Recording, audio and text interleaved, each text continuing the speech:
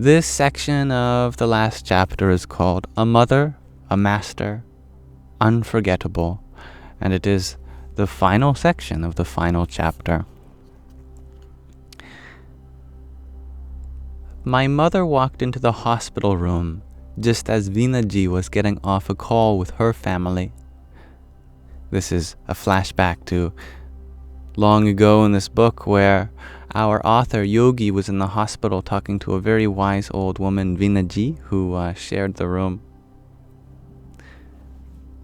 Before most doctors and nurses made it to their shifts that morning, Mom had mustered the energy to shovel the driveway and dig her car out from underneath 15 inches of snow. The only other person whom I had heard from earlier that morning was my guru, Swami Shri, who had asked the sadhus, the monks, to call and check on the results of my latest diagnostic testing. He ended the call by encouraging me to regain my strength and composure and return to my graduate studies. I was upset at Mom for driving during the blizzard. She apologized and promised not to do so again. She knew that it made me feel less guilty. I watched her lovingly open the tiffin, releasing aromas that filled our room and the rest of the floor. She allowed me to think that I was doing her a favor by accepting the warm upma, roasted semolina cooked with ghee, clarified butter, and lentils. She enjoyed watching me pick at the finely diced bell peppers. Mom shared some with Veena-ji and offered it to a few of the nurses. I admired how easy she made it look, even though she was unwell. Veena-ji looked at me from across the room and pointed to my mother. "See what I mean? You are lucky to have such guardians in your life." My mother was too busy feeding the nurses to hear her. Veena-ji was right. I slept better knowing that I had someone looking over me and looking out for me. My hair. I was at ease because they were there, my guru and my mother. In the coming years, I watched my mother take on a grave illness with a smile and an ease of acceptance. She had also benefited from my guru's lessons on welcoming the next chapter. Nothing I did could match the effortless enthusiasm and tenderness with which she had cared for me and laughed with me, but she showed immense gratitude for the little seva that I did do. I watched and learned. Since then, I have been fortunate enough to learn from many mothers around me.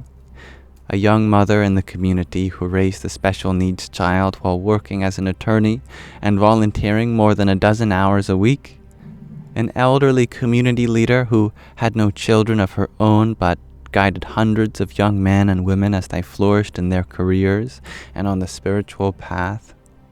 Another elderly woman who encouraged both of her boys to serve as monks while she kept serving through the community's social and humanitarian initiatives.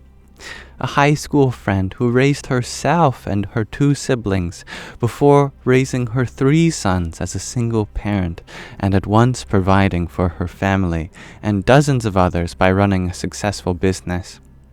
And a young mother of a newborn who let her husband travel to a war zone to assist in BAPS's humanitarian efforts.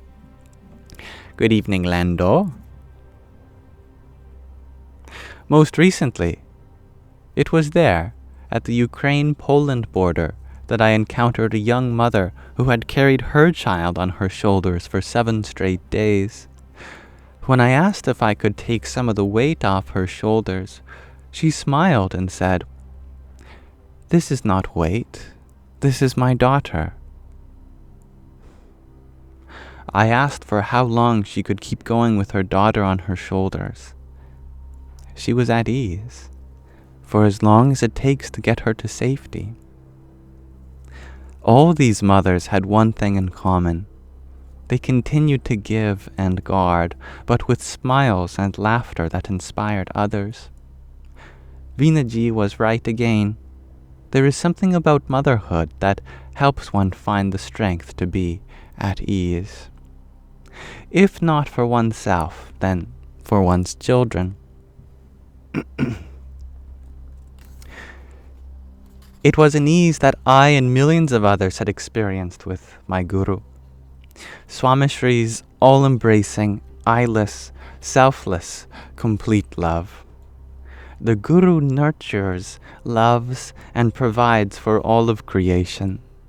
He equally sees the divine in all of his children. It was this ease that allowed Swami Shri to fulfill so many roles in so many lives. I recalled the first Sanskrit verse that I had recited in front of my Guru.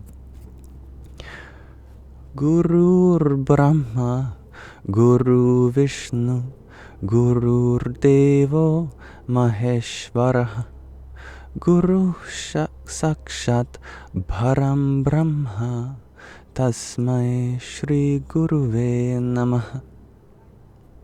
Which translates to, Guru is the creator, Guru is the upholder, Guru is the liberator, Guru is God manifest, to that Guru I bow.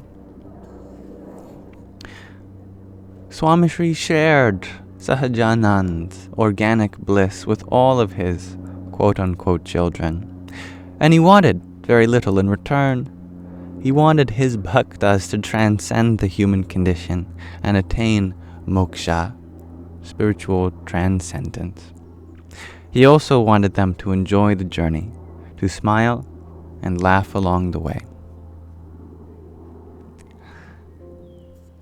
I rushed into Swami Shri's room in London before my flight back to New York. I was late and did not want to miss my flight. I told him that I was going home and that I would not enjoy being home after traveling with him over the last few months. Swami Shri reminded me, Ma ema bija vagda nava. A mother is a mother. Mothers, the rest are the wind off a barren land. A mother is a mother, the rest are the wind off a barren land. No one can give like a mother. Mothers love effortlessly. They put their children at ease.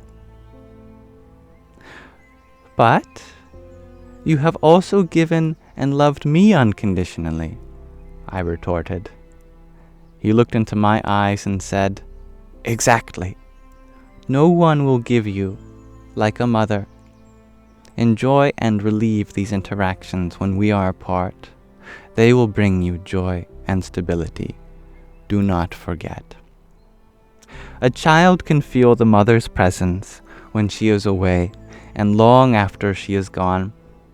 I still feel and experience Swami Shri's love today, his humanly divine hand on my back. Millions do. And when I needed a reminder, he sent one. And with that, we conclude the final section of the final chapter of this book. There is an afterword, and I think we can read that next time. So I thank you, my dear viewers, for going along this journey with me as we've read these 352 pages together, just a couple every day at a time. And thank you for listening.